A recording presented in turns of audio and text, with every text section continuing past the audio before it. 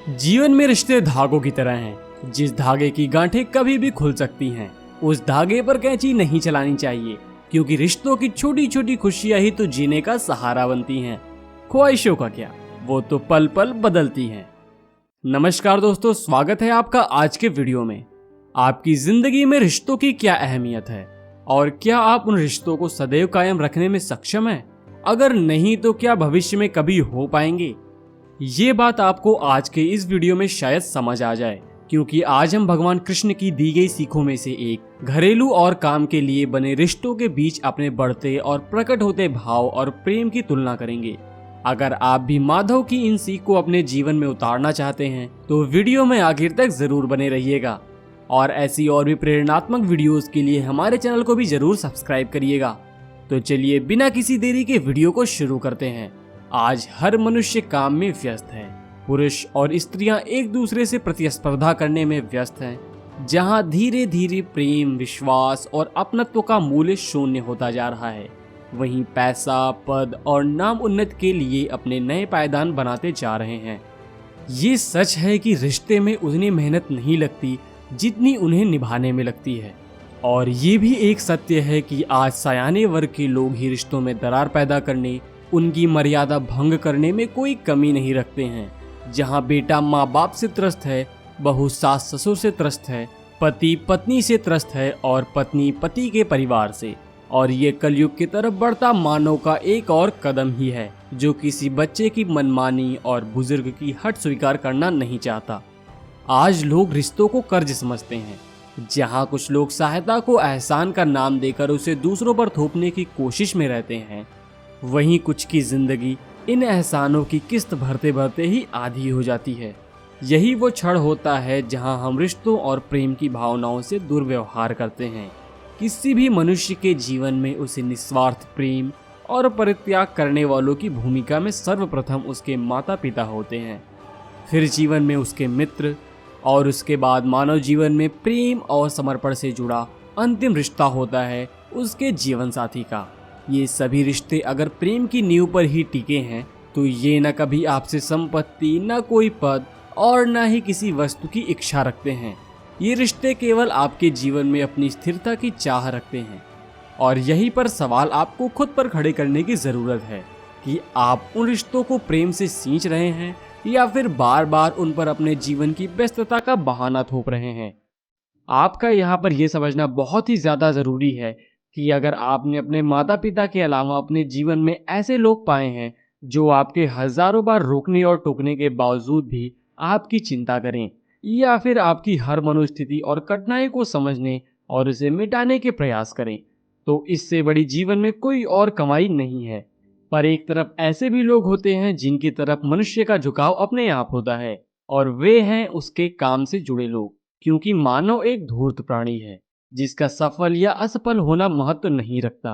महत्व रखता है तो बस इतना कि लोग क्या कहेंगे, वो क्या सोचेंगे, मैं एक हारा हुआ पुरुष या एक स्त्री हूँ।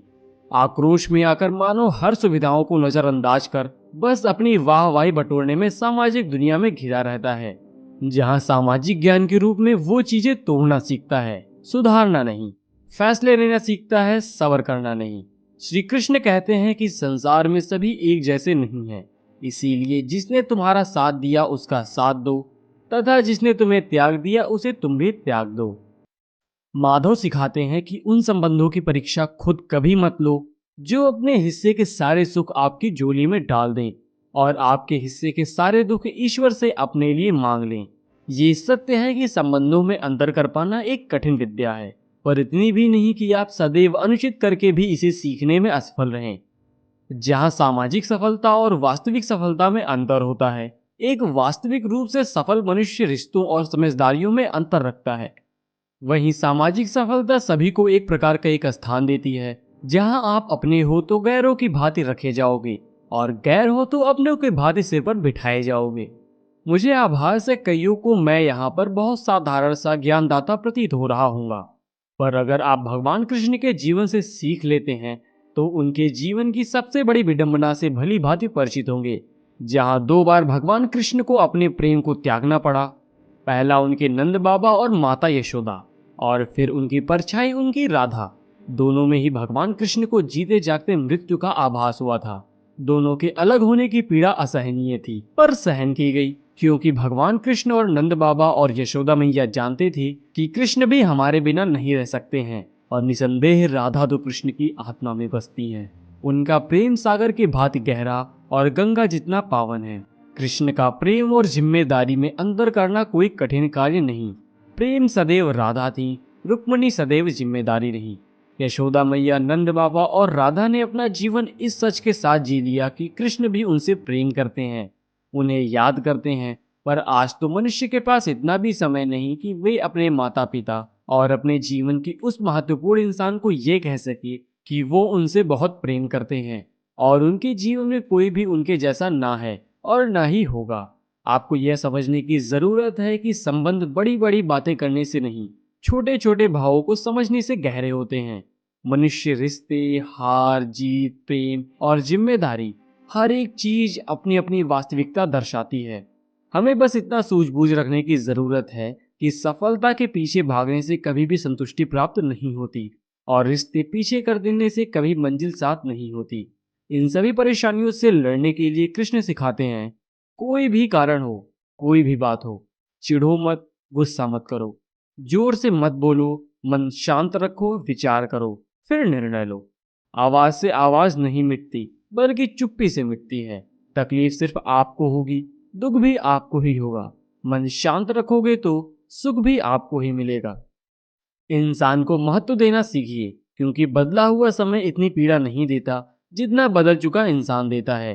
प्रेम है तो उसे दर्शाइए, क्योंकि बुरा वक्त आपको जिंदगी के उन सभी सच से सामना करवाता है जिनका आपने अपने अच्छे वक्त में कभी ख्याल भी नहीं किया होगा।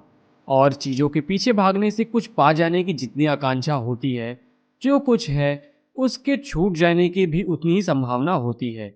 इसीलिए धीरज रखिए, जो हो रहा है उसे होने दीजिए। ईश्वर ने आपकी सोच से भी बेहतर आपके लिए सोच रखा है, क्योंकि जो रास्ता ईश्वर ने आपके लिए खोला है उसे कभी भी कोई भी बंद नहीं कर सकता है। समय से पहले और नसीब से ज्यादा किसी को नहीं मिलता, इसीलिए समय के हिसाब से ढलना सीखिए। कुछ सवालों के जवाब ना जानने में ही असल संतुष्टि है। जब लाख सोचने पर भी कुछ ना समझ आए, तो समझ लीजिए कि समय आपको अपने तरीके से समझाने का प्रयास कर रहा है, जिसे आप अपने जीवन का सच साबित करने पर तुले हैं। हो सकता है नियति ने आपके लिए उसे एक सबक के तौर पर रखा हो, ताकि आप भविष्य में कभी भी ऐसे बिना सोचे समझे किसी को अपने जीवन का आधार ना बनाएं। क्योंकि जब प्रेम और लगाव दो तरफा होता है, तभी तक सामने वाले इंसान का साथ शक्ति होता है। जब कोई आपके हृदय में होता है, तो उसका ख्याल जिम्मेदारी या बोझ नहीं, परंतु उसकी चिंता के समान होती है। पर जब कोई केवल आपके साथ हो, परंतु आपके हृदय में नहीं हो, तभी रिश्ते अपनी प्राथमिकता और वास्तविकता का आधार ढूंढते और मांगते फिरते हैं। इसीलिए सदैव प्रेम को चुनिए, आपके प्रेम के विश्वास को चुनिए। और विश्वास का सबसे उत्तम उदाहरण अर्थात अर्जुन ने 10 लाख सेना का त्याग करके भी अपने विश्वासी यानी श्री कृष्ण को चुना। राधा ने समाज का त्याग करके अपने प्रेम अर्थात भगवान कृष्ण को चुना। इतना याद रखिए, समस्या है तो उनका अंत भी निश्चित होगा। इसीलिए आत्मा को निरंतर साफ करते रहें, दुनिया को निरंतर माफ करते रहें, परमात्मा को निरंतर याद करते रहें। वीडियो पसंद आया हो तो इसे लाइक करिएगा और अपने साथियों और परिवार के साथ जरूर शेयर करिएगा। मिलते हैं आपसे अगली वीडियो में। राधे कृष्ण।